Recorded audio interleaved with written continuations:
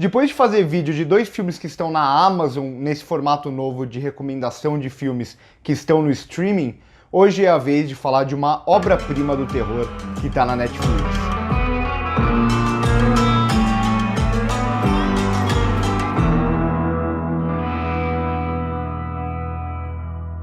Se fosse para eu escolher o melhor filme de terror que eu já assisti, eu provavelmente falaria O Iluminado. Eu já até fiz crítica desse filme aqui no canal, vocês viram o quanto eu gosto dele e o quanto eu acho ele um filme sensacional.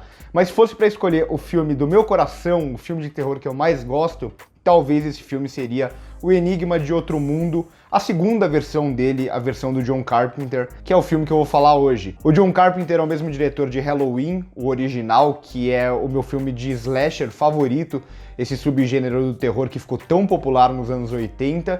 Também é diretor de Os Aventureiros do Bairro Proibido, de Fuga de Nova York. Como vocês podem ver, é um diretor que gosta de trabalhar com Kurt Russell. E O Enigma de Outro Mundo, ou na tradução literal, que seria A Coisa, é um filme que permanece muito influente até hoje. Seja em obras como, por exemplo, Stranger Things, que você vê um monstro ou um alienígena que tem mais ou menos a mesma lógica do que o Enigma de Outro Mundo, ou em filmes que trabalham pessoas em um lugar confinado ou no meio da neve. Então a gente pode ver até Os Oito Odiados como se inspirou bastante em O Enigma de Outro Mundo. Então acho que nessas duas frentes é um filme que continua sendo muito influente. E não é por acaso, a premissa desse filme já é muito boa. Ela vai acompanhar um grupo de pesquisadores americanos que estão ali na Antártida, e aí eles vão receber uma visita meio indesejada de um monstro que consegue se transformar em outros seres vivos. Então esse monstro ele vai se alimentar desses seres vivos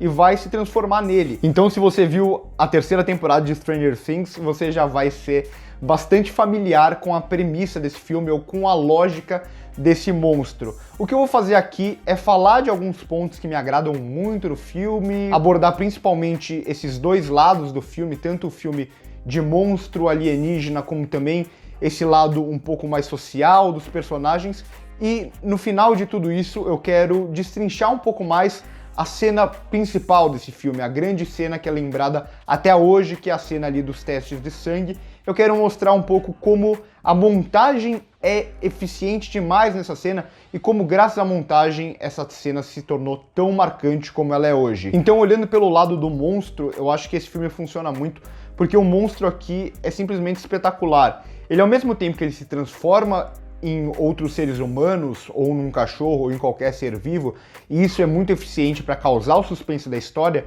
ele também, quando ele sai dessa forma mais humana, ou de um ser vivo que a gente conhece, ele adquire algumas formas diferentes, mas que não são formas totalmente definidas. Então é aquele monstro que a gente não consegue olhar e definir como ele é. E isso funciona muito bem porque o ser humano ele tem essa coisa racional dele querer sempre saber explicar como é uma coisa ou entender como funciona uma coisa. E aqui ele foge um pouco da nossa realidade, ele foge da nossa compreensão. Então, de certa forma, apesar da gente ver bastante o monstro, ele entra um pouco naquela questão do medo do desconhecido. Só que não é um medo do desconhecido aqui que a gente não vê a criatura. Pelo contrário, a gente vê, só que a gente não compreende.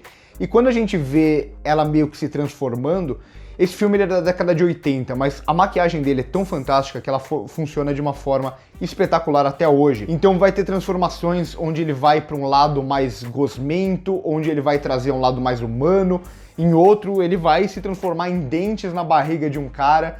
Então toda essa ideia dele não ter uma lógica 100% humana ou 100% real faz com que o John Carpenter aqui ele consiga brincar muito com essa lógica do monstro e ao mesmo tempo combinar com uma maquiagem. E então ele vai conseguir trabalhar muito bem aqui esse lado meio que até do body horror, né? Que é aquele terror mais corporal, que ele vai misturar aqui os corpos humanos com algo que foge da nossa compreensão. E ao mesmo tempo, se a gente pensar pela lógica do monstro no sentido do porquê ele está fazendo aquilo, é bem interessante, porque ele nada mais é do que um ser vivo querendo sobreviver. Então a ideia dele é se infiltrar na sociedade para conseguir sobreviver no nosso mundo ou até se multiplicar de alguma forma. Então não é que ele é apenas um monstro que é um grande vilão. Se a gente analisar bem, ele apenas quer sobreviver. Eu acho que isso traz mais camadas até pra história. Mas além desse lado do monstro, além do filme de monstro, que se você quiser assistir só um filme de monstro já funciona muito bem, tem um lado mais social, um lado mais de tensão social, um lado mais do próprio ser humano, como a gente pode ver o ser humano muito bem nesse filme. Então a gente vê como o isolamento, ele influencia como as personagens aqui agem, e também a gente vê que é um grupo que não é tão unido assim. E tudo isso faz muito sentido. Primeiro, a ambientação, ela vai dizer muito dos personagens.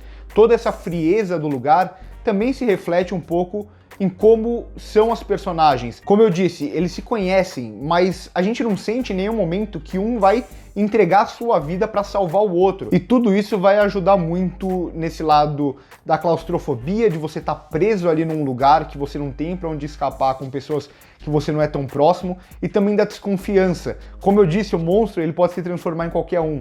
E nisso, um começa a desconfiar a todo instante do outro. E a gente pode até olhar que eles não reconhecem um monstro no outro necessariamente, e eles têm que fazer até testes para descobrir isso, porque eles não são tão próximos. Então a gente vê uma certa falta de empatia entre os personagens. Se a gente olhar até o próprio protagonista do Kurt Russell, o Mac Reed, ele é um cara que é bem construído aqui no filme. Ele é um cara que ele surge como uma pessoa que é mais afastada, então até a forma como ele fala, ele é um cara de poucas palavras, ele é um cara que está sempre no canto dele, e ele só vai liderar esse grupo em último caso, quando realmente precisa de um líder, quando está no meio daquele caos, e que se ele não fizer isso, todos ali estão perdidos, inclusive ele. Então, de certa forma, a gente pode ver que esse personagem, ele é meio egoísta, só que na hora que ele tem um conflito forte, ele consegue liderar também. E aqui, como são muitos personagens, a gente não vai conhecer todas as camadas de cada um. Só que o pouco que a gente conhece de cada um serve muito pra gente entender essa tensão do grupo. E nesse sentido da paranoia do grupo, de um não confiar no outro, a gente consegue ver até uma camada a mais do período histórico da época.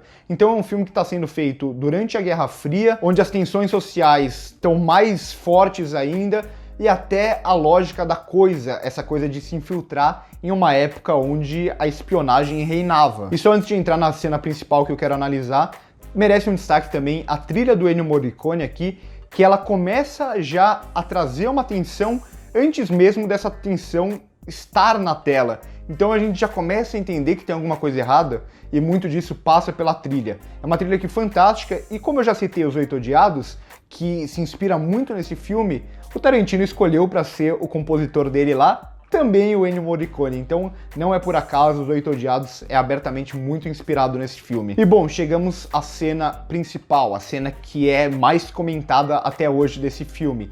Ela é muito simples, a lógica dela é o protagonista, interpretado pelo Kurt Russell, que eu já citei, querendo descobrir quem é a coisa. Pouco antes disso, todos desconfiavam que ele era a coisa, e aí, como todos estão desconfiando dele, ele vai amarrar todos os personagens e vai fazer um teste de sangue, porque eles entendem no filme que o calor, o fogo, faz com que a coisa saia do lugar, porque é uma coisa que incomoda ela. Então ele vai tirar o sangue de todos os personagens, e aí vai esquentar uma espécie de um fio desencapado, e vai testar no sangue de cada um para ver quem é a coisa infiltrada. Essa é a lógica da cena. Se você ainda não assistiu o filme, a partir de agora tem spoilers, porque não tem como eu analisar essa cena sem dar alguns spoilers. Então toda essa cena, que vai durar aproximadamente 5 minutos, a gente pode analisar como se fosse um mini-filme. Geralmente, quase todas as cenas de um filme, a gente pode analisar como se fosse um mini-filme. E aqui ela vai ter 3 atos, mais ou menos, que vai ser bastante marcado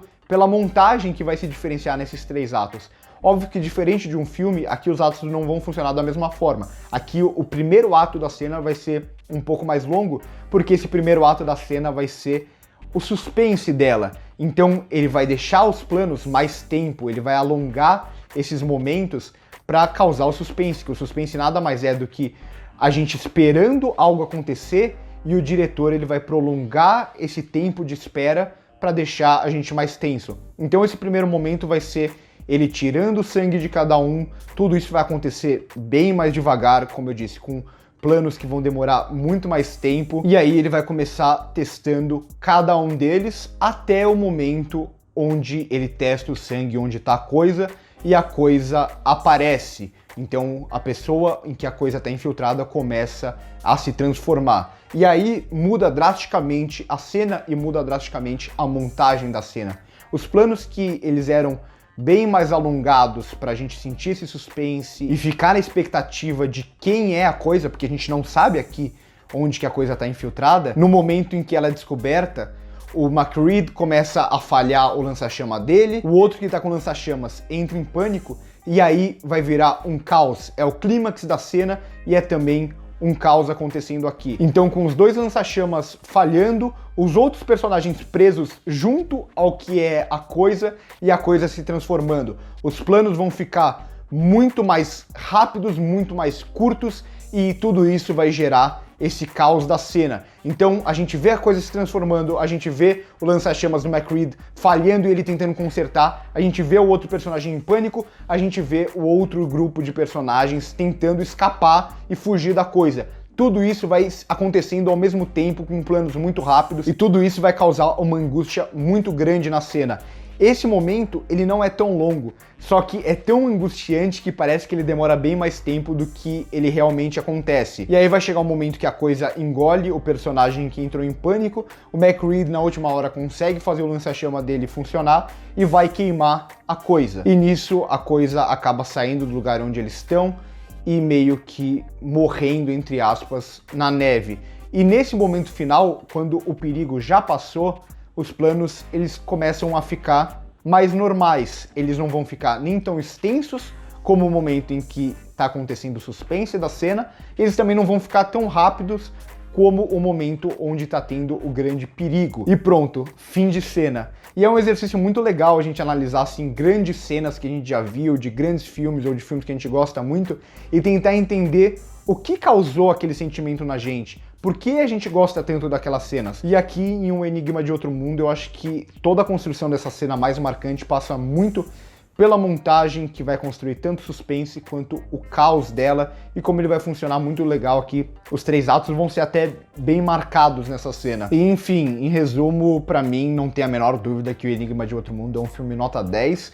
É sem dúvida um dos 5 melhores filmes de terror que eu já vi, e é também o meu favorito, apesar de eu querer negar muito, porque O Iluminado é uma grande obra-prima também. Comentem aí embaixo se vocês gostam desse formato de vídeo, se vocês já assistiram esse filme ou não, e se tem outros filmes que vocês gostam muito, com cenas muito marcantes, que vocês querem que eu analise essas cenas especificamente. Então por hoje é isso, espero que vocês tenham gostado desse vídeo. Curtam o vídeo se gostaram, se inscrevam no canal se ainda não são inscritos. Passem aqui no primeiro comentário fixado para ver as nossas outras redes sociais, o podcast, o Instagram, o Twitter. E também passem lá no meu Instagram e no meu Twitter, que eu posto bastante coisa de cinema, tanto nos stories quanto no Twitter. Por hoje é isso e corta.